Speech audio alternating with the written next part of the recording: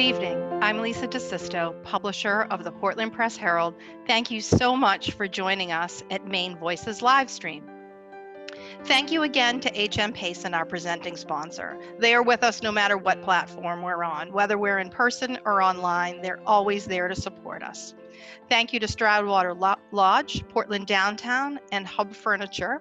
Their support helps us make this event free for all of you to enjoy and also supports the important work being done by our newsrooms. A warm welcome, of course, to our subscribers. And if you would like to join this group of thoughtful, intelligent, and discerning individuals, visit pressherald.com/support. And now to tonight's host and guest. We're so excited. Catherine Lee has been web editor at the Press Herald for the past 3 years and served as our city editor for the 5 years before that. She previously worked at the Tampa Bay Times and the Tuscaloosa News, where she led the newsroom to a Pulitzer Prize for breaking news in 2012.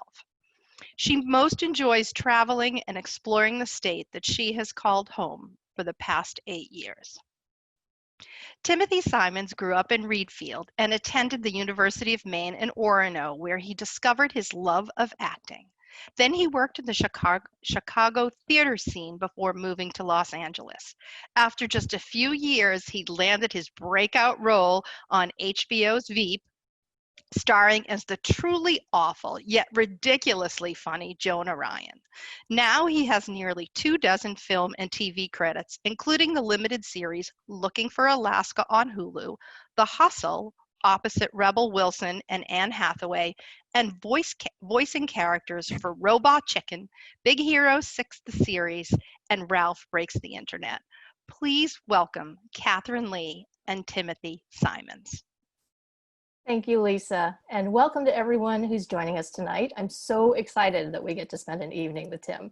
And I'm also very glad that so many of you are also tuning in. It's so great to see a big crowd. Tim, thank you for taking the time to talk with us during a really strange and stressful time. Let me start off by asking how you and your family are doing right now. We're fine.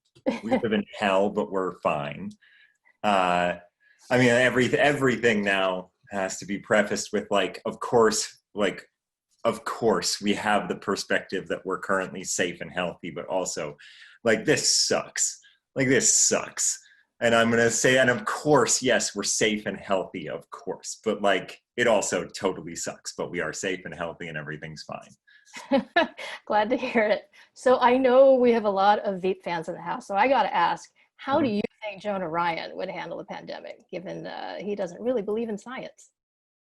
This question, well, here's one thing. Well, this question came up, I'll say this, and then I'll get to the science part. This question came up maybe a month ago. I was doing a Q&A, a charity fundraiser Q&A with Julia, and that question got asked. And I think that I think the way that he would approach it would be, he would want to find out a way that he could work from home because he'd be too scared of getting sick, but he would not want to be deemed inessential. So he would have to, all he would do he would try to find some way to be deemed essential, but also work from home, because he would not allow himself to be inessential. But he's also too much of a coward. And when it comes to the science, it's actually, I will say, I don't think it's that Jonah doesn't believe in science. I just think he believes in whatever is best for him in the exact moment. And there are some moments where I think it's also less about science and he doesn't have a reason to not believe in science. He also just thinks that smart people make him feel dumb, and so therefore science is wrong. Does that make sense? But if all of a sudden a smart scientist made him feel smart, he'd be like, science is great and completely true. Does that make sense? Yes. He goes whichever way the wind blows as long as it helps him. I don't know if there are any current politicians that might sound like, but I'm just gonna, I don't know. If anybody can think of sort of an analogous politician, help me out, because I'm drawing a blank. Well, I think we can just say that Jonah's sort of unique in himself. So the Boston Globe last weekend ranked the 20 best comedies of the last 20 years, and Veep was number 2, behind only 30 Rock. You beat out Parks and Rec and The Office, and they mentioned you specifically in the story, saying it was criminal that you didn't get an Emmy for playing Jonah. So let me ask you, what's the acting challenge in keeping a character like Jonah fresh and not flat and predictable? Well, the first thing is that it all comes down to good writers. Like, it starts there. I would say that's the first thing, in that, like, I don't know. We were really lucky that not only did we have incredibly smart writers but we also had writers who were incredibly passionate about the show and worked incredibly hard. And there's, like, you know, I don't know, some things, like, there are shows that have existed before that have gotten lazy and just been like, I don't know, can we just do that joke again? Like, and I at some point, like, I get it. I don't know, maybe somebody just wants to go home. Like, fine, like, the joke's fine. I just want to go home. And so I guess that's where it starts. I'll say that. Like, we had really good writers who were incredibly intelligent, who were incredibly funny, and also worked really hard and wanted the show to be as good as it could possibly be. So when you start with that, an actor's job becomes a lot easier. And when it comes to sort of like it being fresh, it's just like, I guess, like, the discovery was sort of the longer you're there, the longer you live in a world like that, the more you get to discover about things, like, not just where they work, but what do they do in their social life? What do they do in their home life? And trying to figure out how to apply that character to all those new situations, and, like, the discovery of that, like, that never stopped being fun for us, I think, as performers. It never stopped being fun. And I think also a big part of that was that we never had to, again, we're very lucky. We worked at HBO. We never had to censor any thought or any feeling, or we didn't have to ever change anything to make somebody more likable, or like, oh, is the audience gonna like that? I don't think it was ever considered. So it was all like, whatever worked, you got to do. You got to try anything. There really were no boundaries, and that's a fun thing it's a fun way to work. And so therefore I don't know, like, then you discover stuff, and that's what keeps it fresh. I feel like that show would never have worked. Answer. I feel like No, you're going to have a great. panelist on next week, and they're going to answer that question in 30 seconds, and everybody's going to be like, wow, that was so great. Why didn't Tim just do that? Well, I feel like this show would never have worked on network or even basic cable. Like, it just had to be just balls out. Everybody gets to say and do what they felt like. And to go back to one of your points, like, it never felt like you guys were tired and wanted to go home. I think the only reason that I do think that everybody, when we found out that the show was going to end, obviously we were disappointed. Like, I think all of us would have, we loved it. We would have done it for 30 years if they had let us. But at some point, and it's not even like they were like, you can't do this anymore. I mean, like, the decision was made, I think it was, they were just like, this is where the story's going to end. Like, I think there might have been more in there. Like, I don't think HBO came in and was like, you're done. I think it was just like, they found the ending and they wrote to the ending. So we would have kept doing it. But also, I mean, like, yeah, I don't know. We loved every second of it. We would have kept doing it. But at some point, I guess you want to leave a moment too early rather than a moment too late. And I feel like the writing was on the wall, in that the writing was on the wall of what the actual political world looked like, and our relevance in that probably wouldn't have been sustainable for a couple more years, if that makes sense. Yeah, and that actually, that segues nicely into my next question, that the alternate universe of Veep's DC started out satirizing politics, but then real life politics started satirizing itself. So where do you think political comedy goes from here? I don't know. That's a good question. Because, like, the big thing about our, like, you know, if you go back to the very, like, the first season of our show, is sort of about the public face and the private face, about like what you present to the public as who you are, and how do you sell yourself as a politician, and what does that look like behind the curtain, that sort of thing. And now there is no curtain. Now it's just a bunch of people not only saying the quiet part loud, but screaming the quiet part and saying that there should be no quiet part. So as far as where political comedy goes from here, I think that our show tried to be a little bit of you could have some subtlety. You could have some subtlety when our show first came out. And now nothing subtle. It's not a scalpel anymore. It's just got to be a bludgeon. And I remember Armando, when things shifted politically in our country, I remember talking to Armando. We had a short conversation at some point, and I can't remember, I'm paraphrasing, of course, but I think he kind of brought up that point where it's like at some point it just has to be blunt. At some point, all the flowery language isn't going to do it. At some point, the only way that you can combat or satirize something like this is to be as blunt and as crass and as blue and as naked, I guess, as it could be. I don't know if that makes sense. Like, I don't know if can I swear on this? Can I swear here? Are there children? There may be. In this Portland Press Herald Q&A, are there any fifth graders? There could be fifth grade fans. So I'll just say turd. I'll just use the word turd. But like, we would never just like shout that the president of the United States is a turd on the show. But at some point, you have to go soft. You have to go immensely sophomoric to contend with what's happening, I guess. Like, I don't know if that's another like terrible 30-minute answer from me that somebody next week. I think this is great. Keep going. Going to do so much better. I look forward to Patrick Dempsey's Portland Press Herald Q&A, where he absolutely kills it. So tell us about being cast as Jonah. Were you already familiar with the creator, Armando Iannucci, and his previous work? No, I had not heard of him.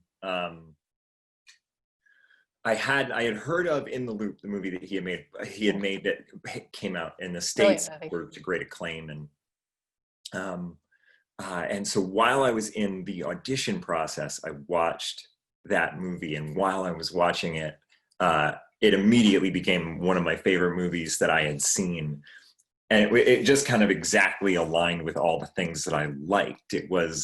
It's a political comedy. It was sweary. It was immensely funny, and it was crass, and it was cynical, and all the things that I loved about comedy were in it.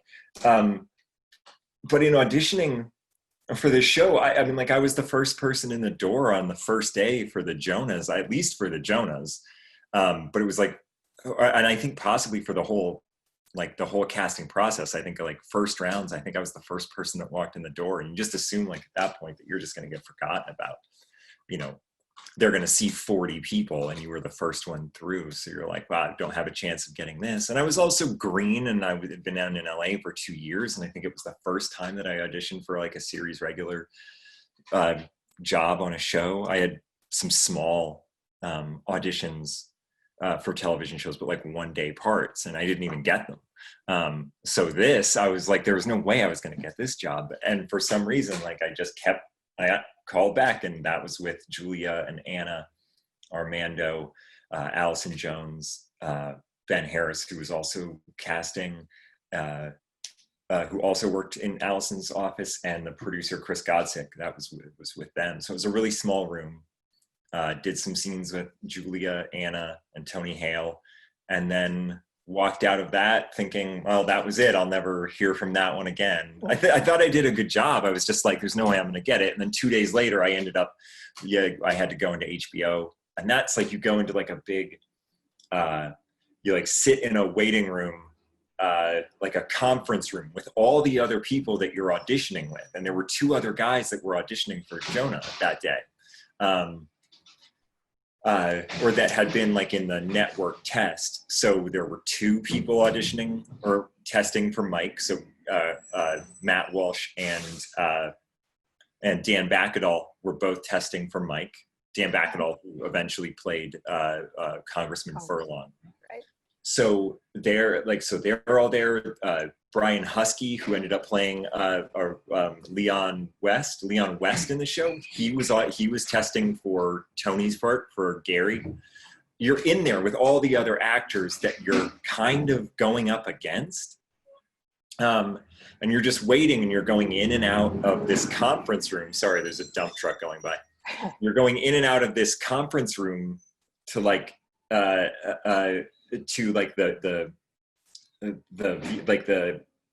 what do you call it, like the screening room, the HBO screening room, and there are like 13 executives in there, as well as Anna and Julia and Armando and other writers. But it's just a dead silent room.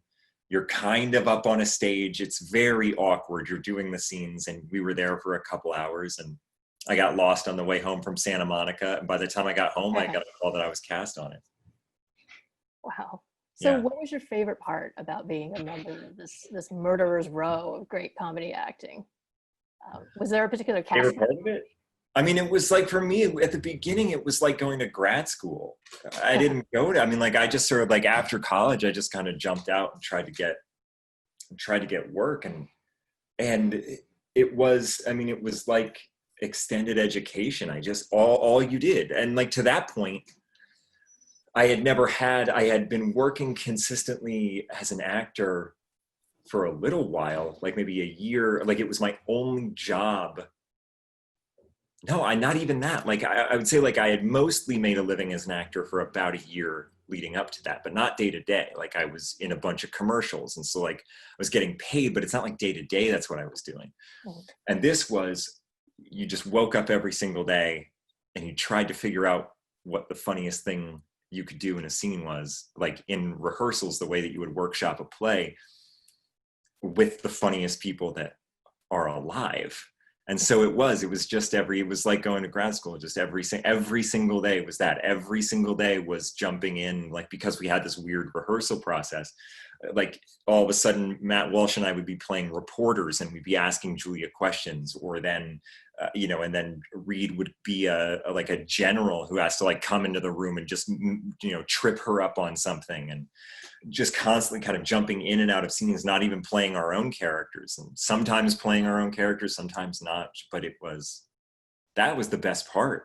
Just sounds like a real education. Yeah, to be able to learn from those guys for essentially 9 years, it's incredible. That's great. So Jonah is, for lack of a better word, so very punchable. Does that affect people's first impression of you, Tim Simons? Like, how do they act when they see you on the street? Luckily, I mean, like from the very beginning, and there's not a lot, I mean, there's not a lot I can do. I mean, like, we're the same physical size, he and I, like we share the same physical features. I can't really get away from that. But there are things that I did to try to separate myself from him physically, like really leaning into the awkwardness of his haircuts, really leaning into style choices for clothing that I would never make, so that there was like a clear line, like a clear demarcation of where I stopped and where he began. That makes sense. Yeah. So the good news is that when I'm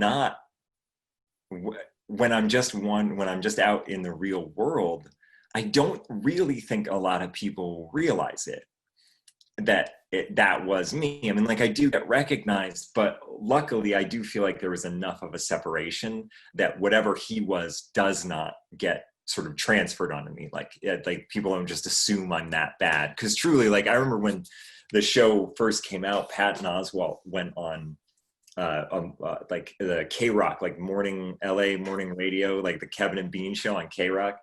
And he said something, and this was before Patton and I had met or before we had worked together, which was something like, there's no way this guy is this awful, because he wouldn't have survived this long.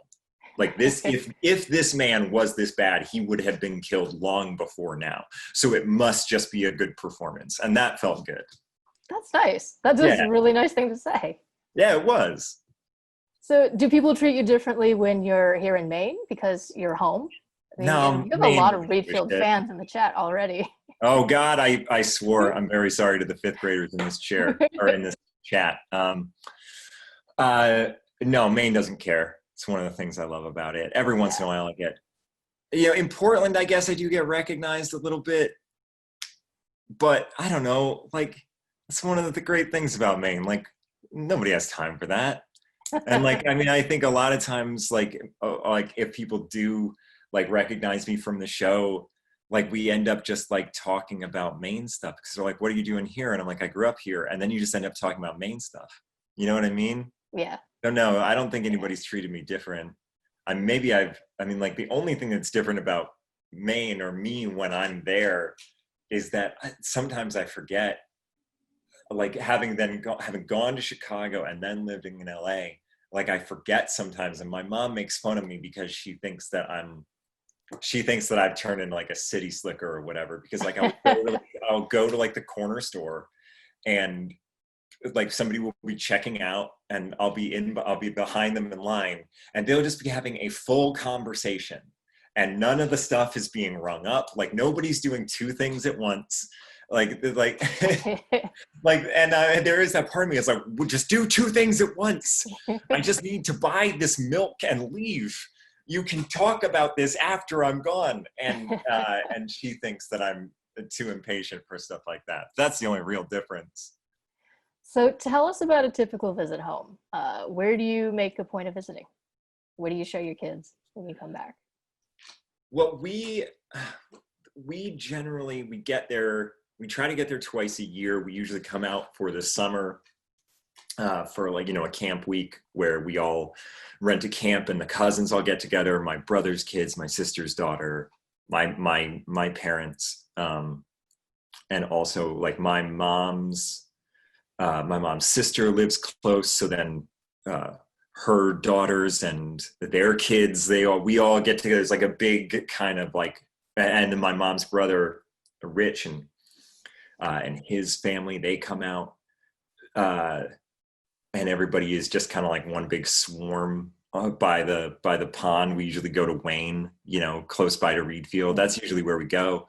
But in that case, like we try not to stray too far. Like once we're there, we usually just kind of, we just set up there just because you can, like when you're out in the woods a little bit, we can give the kids a lot of rope that we can't give them in LA just because there are just a lot of cars. There's a lot of other stuff you have to worry about here. And it's really nice to be able to bring them back and just let out the rope and let them go play in the woods and not worry about it so much.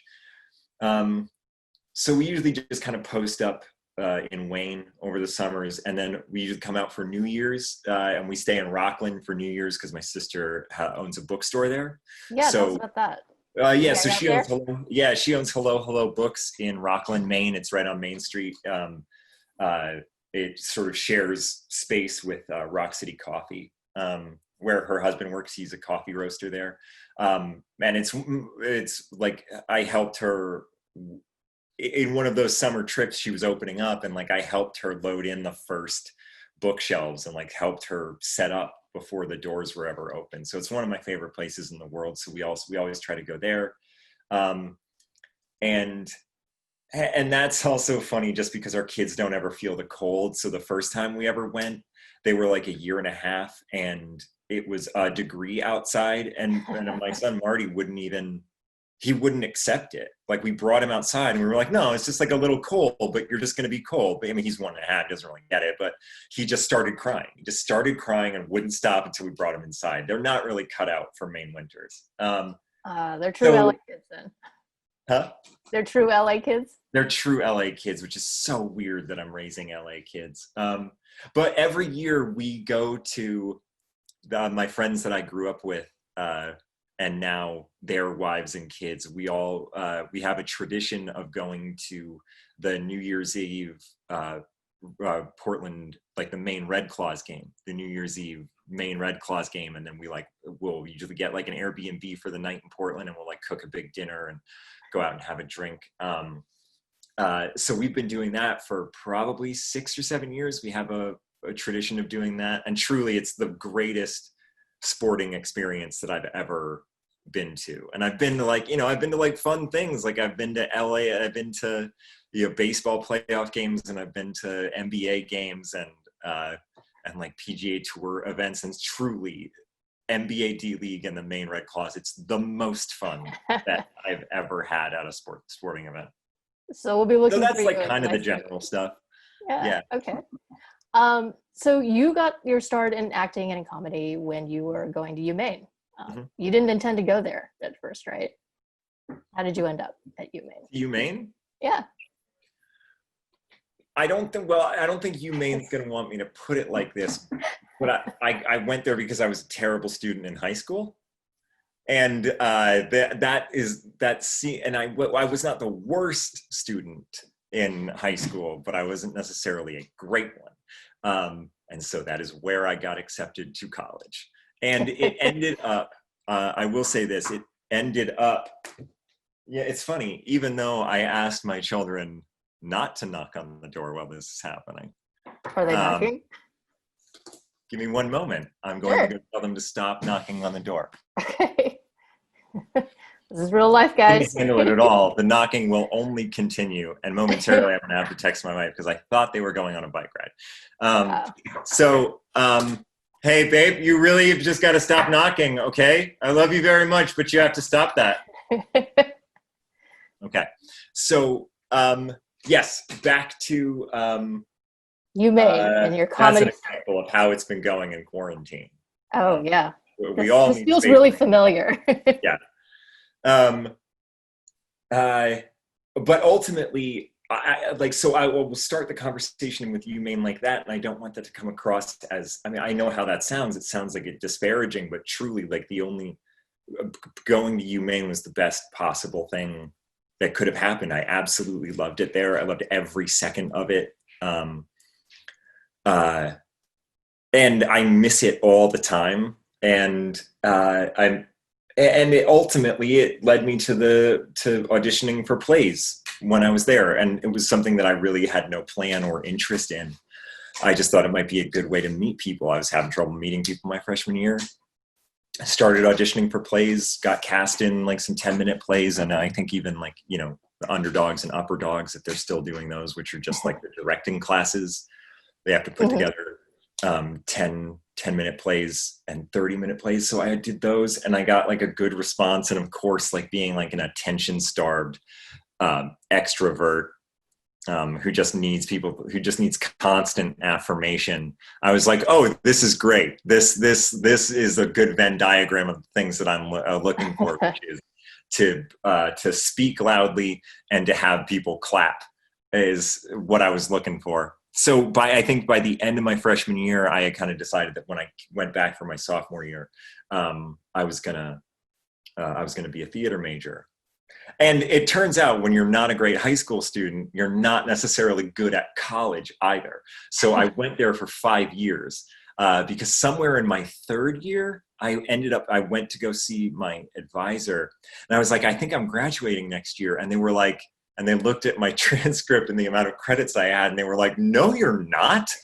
Why? Because all I wanted to do, once I found it, I was not interested in anything else. Like I didn't care about anything else. I wanted to audition for plays, and I wanted to be in theater classes, and I wanted to read plays, and I wanted to talk about them.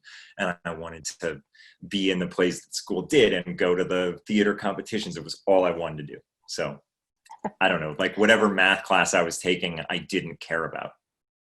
So did you decide to focus on comedy from the start, or was that just kind of a natural progression?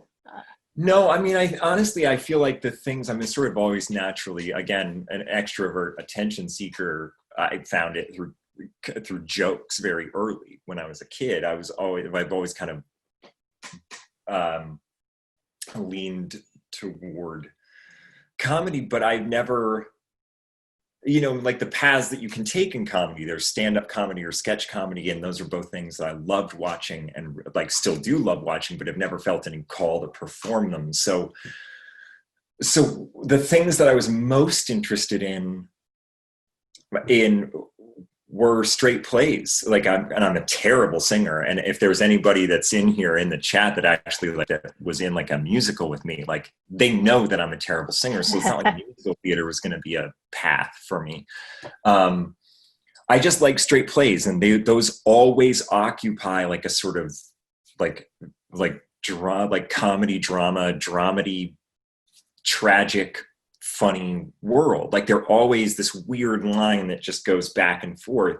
And that's what I love. Like I was always into dark comedies and sad comedies and dark plays and honestly not even really comedies. Like I just liked theater. I just liked it when things were sad and awful and then maybe got better and then, or maybe sometimes they didn't get better. So, but everything that I did, I always tried to find humor in it. I think that's one of the things that I brought to something that I brought to whatever I did was I always looked through it. I always looked at these things through a comedy lens of like, even if it's a tragic thing, is there a way to bring humor to this tragic thing? So then when I went to Chicago, that also fit in. Like that's the world that, you know, that's like the world of Chicago indie theater. It's all very tragic and weird and funny. And that's why I liked it out there. Yeah. You took classes with Second City? No. Oh. Too much of a contrarian. Like I didn't go out there to do Second City. And that's again, like, that's like the sort of like, that's one path. That's the path. take. Yeah. Yeah. But I met, and also because like, there is like a weird, I moved to Chicago because if you go and like read like Sam French playbills or like Sam French scripts, they always have a listing of where this was the original Broadway production and cast, and then this is where the original play was workshopped and put up before the original Broadway run or whatever. And a lot of those plays were workshopped in Chicago. And that's sort of what I saw. And that's what I was going after, is that sort of like the building of that was like the goal or whatever. I wanted to like go work with small theaters and build plays and write stuff and be a part of the creation of things. And I really didn't go out there for Second City at all. And at one point I took one class in Second City, and that was only because my Chicago agent told me I had to. Because it was like, you're in comedy, like you do comedy, you are funny, but you're not doing that. And so on your resume, if you're in Chicago, you spent all that time there and you didn't do any of it, people are going to think it's weird. And so I did that. And then that was the one thing I did. But I was just too much of a contrarian. All the fifth graders, mute yourselves, I'm going to swear. It was, I'm a contrarian fucker, and I wasn't going to do it. And so then I moved to LA, where nobody cares about improv comedy. Right. And then I started doing Upright Citizens Brigade out here. I took all their classes out here and started on improv teams out here. So that's contrarian fuckerism. What's more satisfying to play? A character who's an utter jerk or a decent character? I mean, jerkishness is more fun, I suppose. Like, this is a terrible thing to say. You're going to say it. There's not, like, I don't know, decency isn't very interesting. You know, I mean, I guess that's not exactly true. One of the things that we've been doing in quarantine is we just, for the very first time, I have watched Survivor. I've never seen that show before. And we're watching it with the kids. And I realized last night that we had to like pause the show, and we like had to have a talk with the kids, which was, okay, guys, I want you to remember that like the things that we celebrate about this show are not a good way to live your life. Like, this is not how you should treat people. This is not how you should behave. Even though we are weirdly enjoying this, you should not live your lives like the people that you see on this show. Like lying and cheating and backstabbing. This does not make you a good person. But I guess the thing that I'm trying to draw together is that it is inherently incredibly interesting to watch people be bad people. You know, if somebody went on Survivor and they were just decent the whole time, you'd be like, come on, man, do something. So I think it's more fun to play jerks, and because you just get more stuff to work with. You get to see them, like, you get to figure out why they behave that way. You also get to figure out how to make them being a jerk charming. And an evil person doesn't think they're evil. They think they're doing the right thing for the right reasons, even if it's evil. So how do you figure that out? There was a lot of that to Jonah, specifically. But also, like, another thing is, another, like, little caveat that I'll put into the decency is not interesting is that I think one of the reasons the show worked so well with all these truly unlikable, awful people with lead hearts who never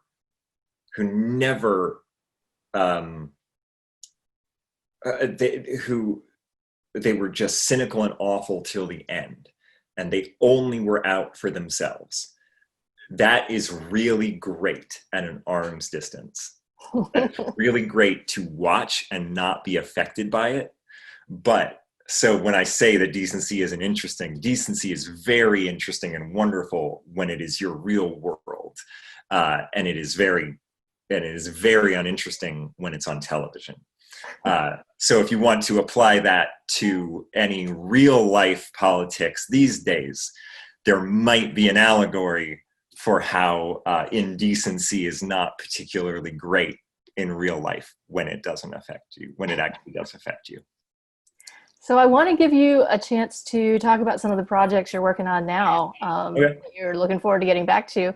I think Strawberry is going to put a link in the chat to the trailer to Yes, God, Yes. Oh, yeah. Coming out in July with you and Natalia Dyer. Premiered at South by Southwest last year and will be on demand next month. So tell us about that. Yes, God, yeah. It was something that, like, it was an indie movie directed by a woman named Karen Maine, spelled the same way as the state. So I liked her immediately. And just a little indie movie about a very strict Catholic high schooler who discovers masturbation and then has to try to navigate her feelings about that through her very strict Catholic world, and including going to like this Catholic weekend retreat. And I play the principal of the school and the priest, the pastor or the priest of the school. And it was a wonderful experience to shoot it, because it's very small, very contained movie. Karen, who wrote and directed it, was incredible to work with, and it's like a razor thin tone, that the movie, and I thought she did an incredible job sort of keeping that movie together and into its very specific tone. And it was, the response was really good. The response was great at South by, and it finally found a home. I mean, I think one of the bummers about it was that I think there was actually going to be like a sort of small city to city theatrical release for it that now, right, can't happen. But that's coming out next month. It's just like it's such a hyper specific, weird high school comedy, and it based off of Karen's life and her experience growing up in a very, like, her high school was actually shaped like a cross, like it was built to look like a cross, and so that was her upbringing. And so that's coming out next month, and everybody involved was fantastic and very funny. I love that trailer. It's it made me laugh out loud. So what else are you working on? I understand that you're writing something maybe for HBO? Yeah, I sold the show right when Veep was wrapping up. I sold a pitch to HBO about that I'm sort of much further into the development of. It's a dark comedy about a guy who opens up his own.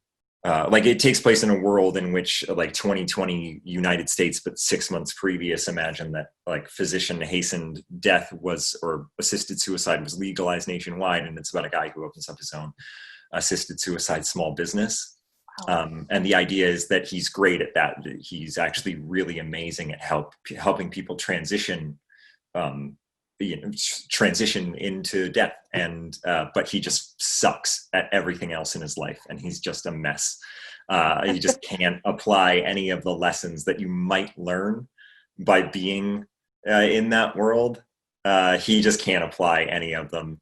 And if there are lessons, if there are lessons to be learned, he just somehow manages to miss them. So I've been able to get a lot of writing done on that in the quarantine, which has been good. And then just generally, like, I don't know, it all never really stops. You just kind of have to like keep working on stuff and keep writing stuff and developing other pitches. And and then on top of that, I like just trying to get other acting jobs. Like even though I do write, and it's been really fun to do that, like my main job is still being an actor and stuff. So I have to like audition and put myself on tape and try to get just regular acting jobs. Okay, so I think it's time now to turn to some of our audience questions. I know Great. you all have a bunch. So you can raise your hand. I believe you can raise your hand if you look on the toolbar at the bottom How many to ask people a question. here? Is it more than Dempsey? I don't know. Has Dempsey done one? He did. I think he did. Or one last year or the year before. But his was in person. So, I mean, you want to go up against Dempsey. When you come back to Maine next time, we'll do this all over again in real life. Cool. Everybody that's here, you're going to show up to the live one so that I can beat Dempsey. Yeah. That's a good goal. That's a goal. Has Anna Kendrick done one? She has not. I'm just going to ask all the questions. Has she done one? She has not. I'd never beat Anna Kendrick. Not a chance. Okay, what's the question? Okay, so I'm going to turn this over to Strawberry, and she's going to call on some people, and you can ask your question of Tim Simons. All right. So I see that Trisha Welsh has her hand up. So Trisha, if you want to go ahead and ask your question, go ahead. You may have to unmute. There you go.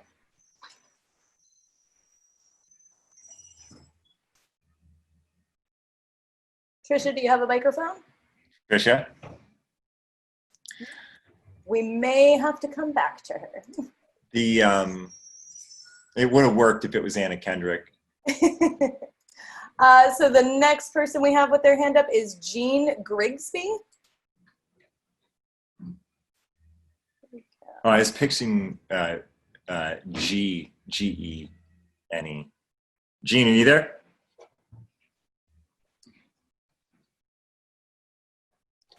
Well, while we're waiting, there's a couple of people who want to know what your hat stands for. Oh, it stands for Malbon Golf Club. There's a guy that opened up a store in Los Angeles that made like a streetwear golf shop. And he just sells like golf stuff that has like a sort of streetwear style to it. And it's a hat from that place. Cause I got in like 5 years ago, I got really into golf and I like it a lot. Are you good at it?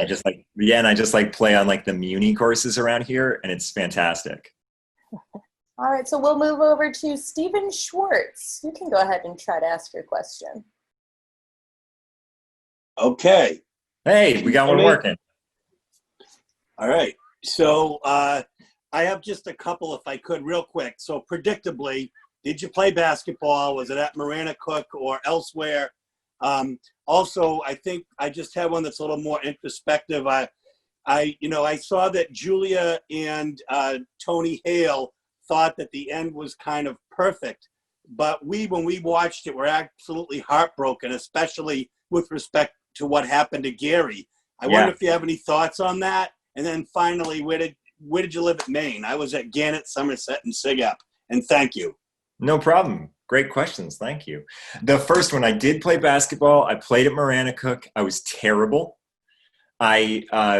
I realized much later in my life that when you are the tallest child in a small town, you are essentially told to play basketball. Not by my parents. I wasn't forced to. It's just everybody in the town was like, all right, well, this is just what you're going to do because you're the tallest one. And I can't tell you that I enjoyed it.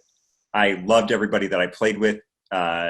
Still keep in touch with the coach who was our history teacher. But I don't think I enjoyed it. And I did play for Marana Cook, and we were awful. I think the most games we ever won in a year that I played was 5, and we were bad. The second question, I grew up in Readfield, That's the quick answer to the third question. The second question, I understand why somebody would find it heartbreaking that Gary ended up spending probably close to 20 or 25 years in prison. It is heartbreaking, but the reason that we thought that ending, at least the reason that I thought that ending was perfect, was that that I remember Dave was talking about it, that Selena, like one of the things that changed in this long layoff that we had between the 6th season and the 7th, which was the last one, was that it used to be that you lied and cheated and stole and you would ultimately see some sort of retribution for that. That would not ultimately help you. And we are now seeing that lying and stealing and cheating and corruption will only get you more of what you want. So it was sort of to reflect that she was going to be willing, that she was going to be willing to sacrifice every single thing in her life. She was going to sacrifice her daughter. She was going to sacrifice her integrity. She was going to, by putting Jonah on the ticket, she was going to sacrifice Gary, because ultimately she was going to be president and that's what she wanted. And that was the cost of it. And she was willing, if that's the cost, she was willing to pay it. And that last scene of her in the Oval Office is this thing of like that realization.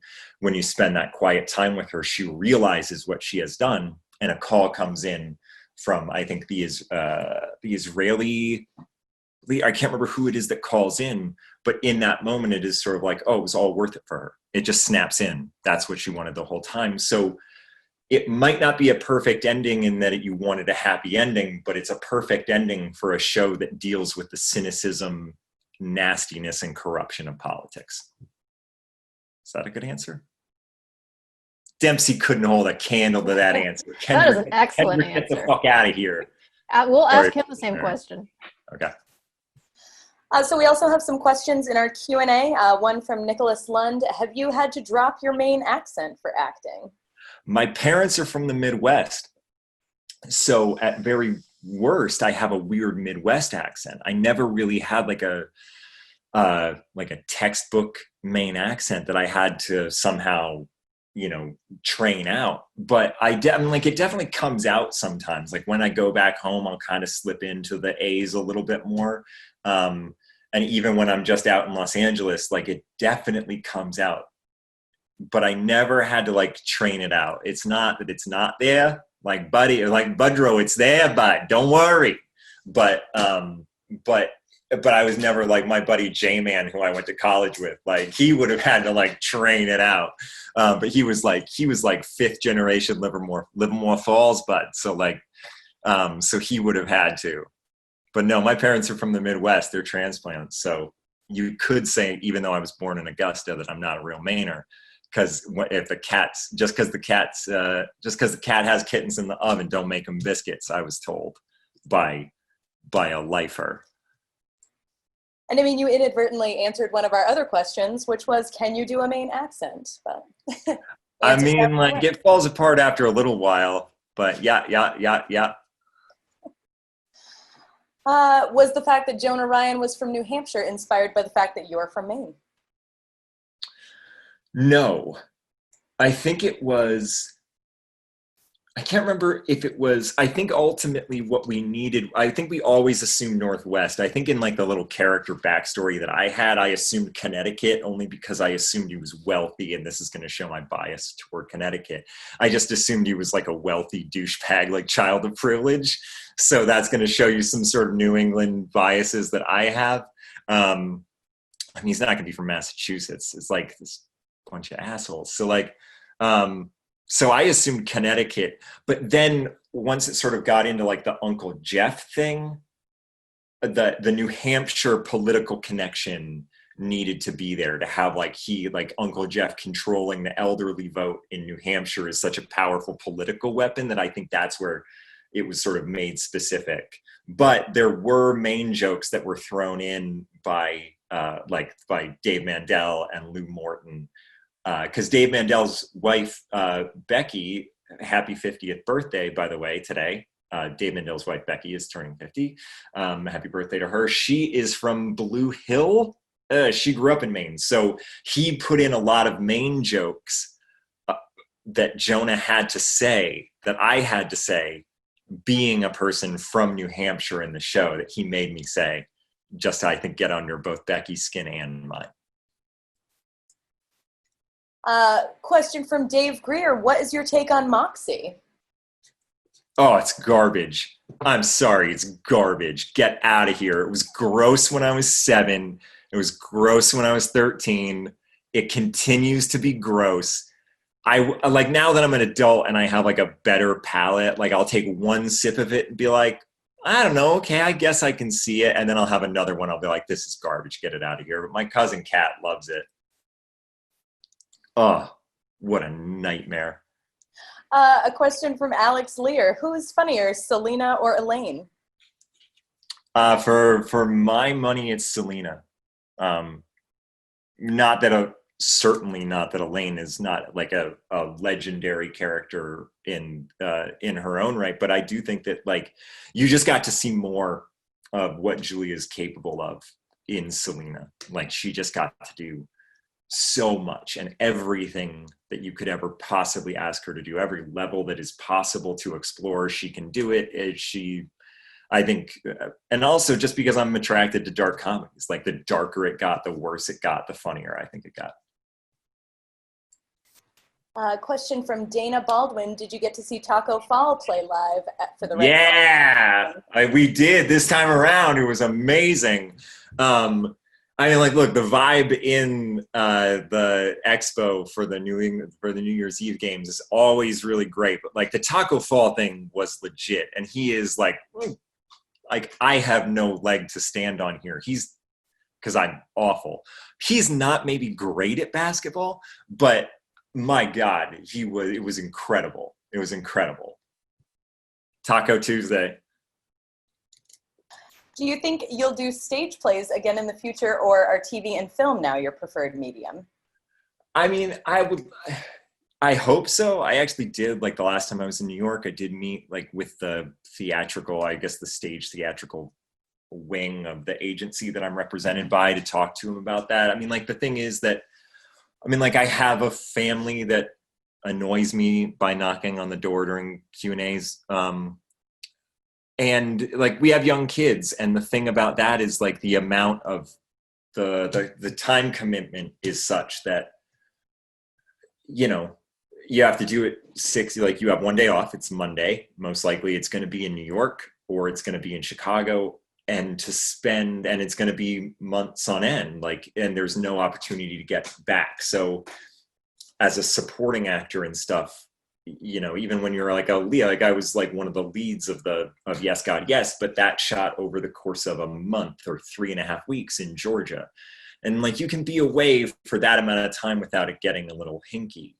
But I don't know, it's just a long time spent away. So I hope so. So there's just that part of it, being close to family, and making sure that I'm around for them. But then also the other part of it is that I'm incredibly lucky and that artistically have been fulfilled by the stuff that I've been able to do in film and television. And so I felt like if everything that I had done was somehow like artistically empty, then I would probably be sprinting to get back to it just to have some sort of fulfillment with it. But I haven't been missing that. So yeah, I hope so. I guess the short answer is I hope so.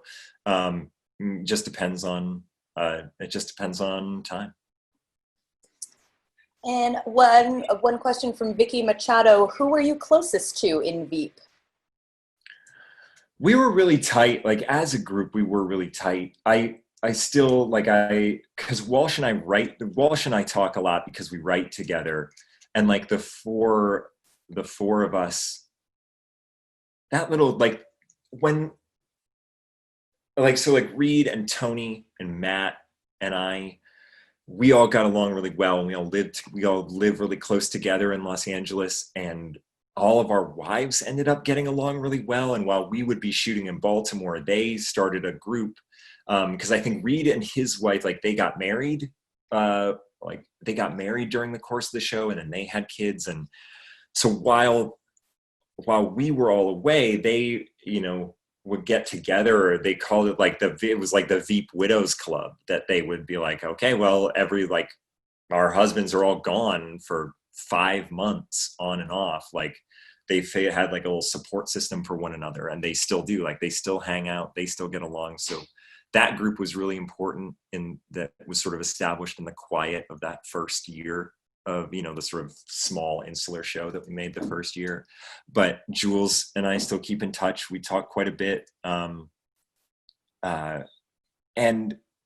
like I still keep in touch with Armando and Simon and Tony Roach and all the writers from the original British writers room, and also all the writers from the American writers room once the showrunner switch happened.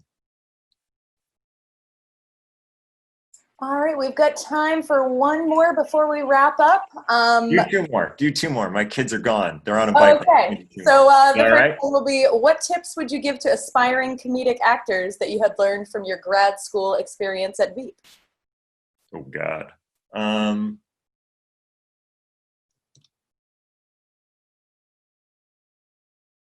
That's a good question. I don't know. Be open-minded.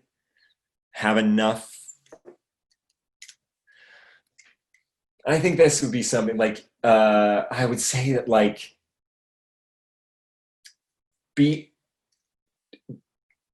support. I mean, like comedy is kind of about support. Like supporting somebody else's idea is only going to make you look better.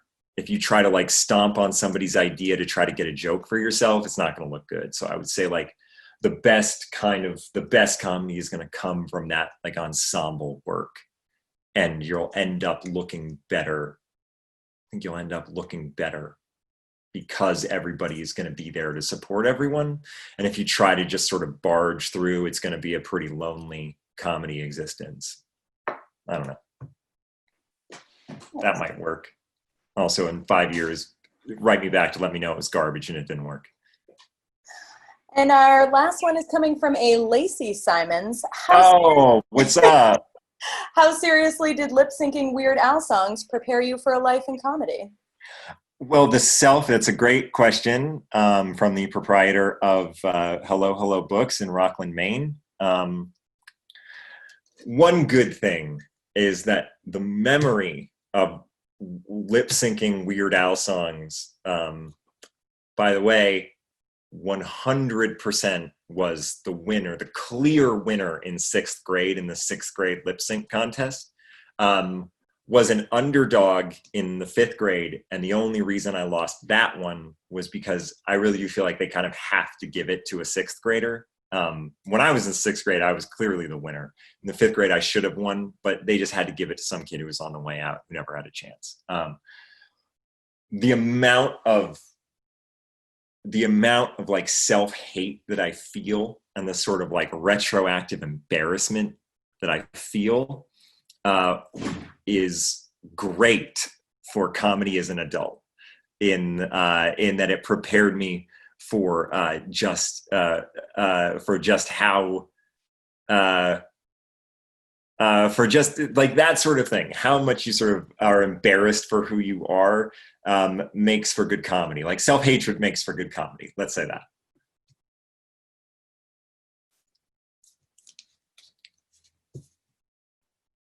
Oh, there you are.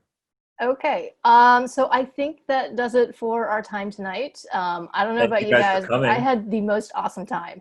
And I really want to thank Tim for this wonderful chat. It was really nice of you to participate and pull back the curtain a little on your life and the making of a truly fantastic TV show.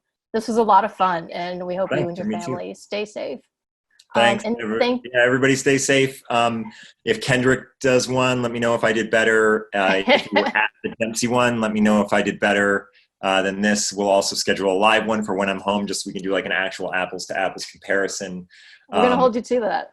Yeah, absolutely. Whatever I can do to just end up being like whatever I can do to beat Dempsey and Kendrick, let me know. Has anybody else come out of Maine that's famous yet? What can I do to beat them? Who's coming up? You guys just email me, hit me up, let me know who's coming up, and I'll try to beat them too. Okay, well, actually the segues into my next little bit. Next week on June 2nd, we have another Maine Voices live stream with astronaut Jessica Meyer. Oh, So come beat on. that, man. Are you kidding me? So please come back and Great. register for Great. a chat with Jessica. It'll be another Did she exciting actually evening. go to space? She actually did. She just Come on. You got to come back. I am this furious is about this. This is a good life goal. Beat an astronaut.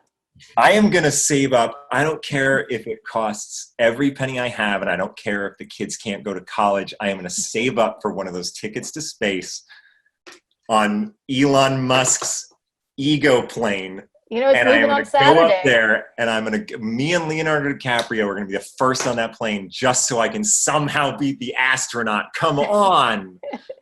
This is being recorded. We're holding you to it. Somebody said Judd Nelson is from Maine too. I think I got that one in the bag. Okay. Oh, damn. Okay, I'm just hit the button before I do any more damage. All right, bye. Thank you. Thank you to everybody for your support of the Press Herald, our events, and our journalistic mission. It means a lot. So I hope everyone has a really great night, and please join us again soon. Good night.